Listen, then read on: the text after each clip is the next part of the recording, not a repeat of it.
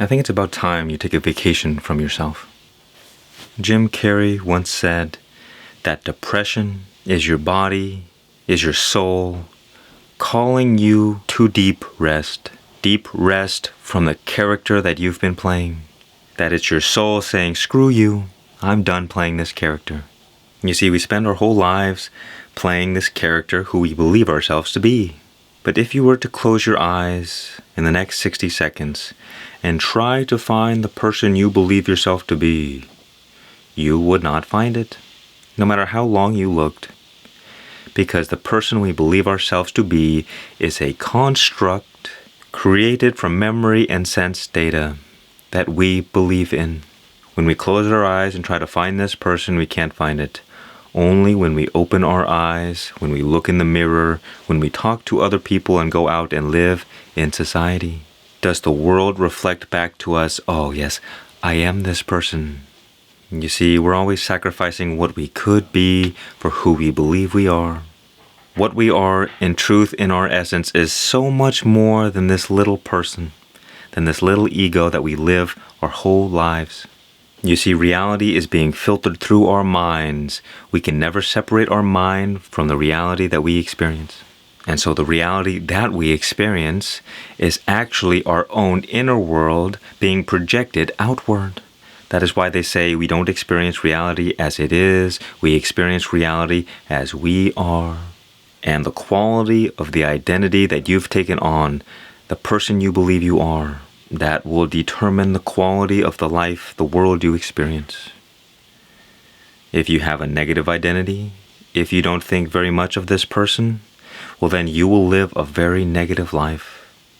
You see, our identity is what causes us to focus on some things and not on others. But there is a way of living that is beyond the person, in which you can tap into the deep essence of what you truly are. That is something that is eternal, something that is infinite, something that is all-powerful. You see, I could be the baddest monkey on the planet. I could live to be 10,000 years old. And yet, the Earth is over 4 billion years old, and the universe is much older than that. So my silly 10,000 years are nothing. Time washes me away with the same amount of effort as if I were 100 years or 100,000 years. And that effort is none at all. But if, as this feeble little human monkey, I dive deep into myself and discover the true nature of what I really am, that which is eternal, well then, the universe is 14 billion years old? That's cute. What is 14 billion years in the face of eternity? It is nothing. There is something in you that has seen universes rise and fall infinite amount of times. In fact, a universe might come into existence and fall out of existence in the same moment. It is only our position that says, billions. The universe is so big, but the universe could be smaller than an atom. From a different perspective, a billion years could be a second. It's all relative. You see, the person is always trying to find lasting satisfaction in a temporary world. It's always chasing after desires and running away from pain. And that is a hamster wheel of suffering. But you can find lasting satisfaction in that which is eternal. And you see, we live between two worlds. The external world of limitation, of temporariness, of form, and the internal world of eternity, of limitlessness, of the formless. You see, lasting satisfaction is found within you. And yet sometimes, for people's whole lives, they try to find happiness in the same place in which they lose it. In these temporary pleasures, no matter what you accomplish in this life, you will always have to create more goals, more dreams, and more ambitions. And yet there is an ability within you right now to be fully content and satisfied and at peace and happy for no reason.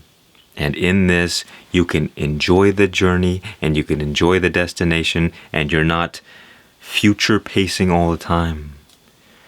where you're thinking, oh, I'll be happy when? What kind of burden does that place upon you? That your happiness is found in the future? Well, guess what? Tomorrow never comes. It is always the present moment. Tomorrow is the present moment, and yesterday will be the present moment. Life can only be experienced in the present moment. So the more you're separated from the present moment, the less you are truly living, the more you are dying. Whenever you see somebody who is suffering, who is miserable, you will always find that they're always ruminating on the past, or they're worrying about the future. They're not here. They're not present. And all the people who are the most happy, the most peaceful, the people you want to be like, they are always the most present. And you see, in this present moment, you enter into a flow state, and in this state, there is no mind. And as I'm sure you know, the mind is what gives us a sense of self-identity. The spiritual teacher Mooji talks about moving from person to presence, to just being here now, and acting and living spontaneously. Whereas the person is always trying to keep up appearances. It's always trying to force reality to be the way it wants it to be. It's always trying to engage in power and control. And it's never satisfied. It always needs more. And so the next time you find yourself suffering, reacting to your negative experiences or reacting to your negative thoughts, just take a moment to slow down and begin observing the way you feel, taking your awareness and placing it in your body. If thoughts arise, you observe the thoughts. Whatever feelings arise, you observe the feelings. You see, when we live life as a person, we identify with the mind, and so we get entangled with our thoughts. We get entangled with all of our experiences. If I have a negative experience, I feel negative. I think negative. I react negatively. If I have a negative thought, same thing, because a thought is just an experience. But if I live life as presence, as awareness, immediately there is space from all of your experiences, all of your thoughts, and I like to call this your safe space. Or if you find as well, when you put your awareness into your body, you will find an inner spaciousness.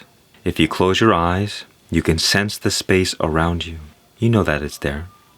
And if you turn your attention towards your body, you see that there is also space, and that our skin is like a barrier that separates the outer space from the inner space. The only difference between the inner space is that within the space there is a presence, a subtle vibration, a subtle radiance, and this is the radiance of consciousness. This presence they call the I Am. And this consciousness is the true nature of what you are. When I look within myself and experience this presence, it is the same presence in you. It is the same presence in all beings. You know, Jesus Christ once said, "Come to me all who are heavy laden, and I will give you rest." And this is that rest that he spoke about. It's about turning inward. As Jesus also said, the kingdom of heaven is within you. So you're tapping into the eternal. You're discovering the eternal wellspring within you that is the source of life itself, everlasting life. And you see, this world that we all live in, it's like a great desert, but this everlasting wellspring within you, discovering your true nature, connecting to God within, placing your identity not with your thoughts or with your experiences or other people's expectations of you, but realizing that your true identity is this presence. This is the oasis of the desert of life. And when you drink this water, you will never thirst again.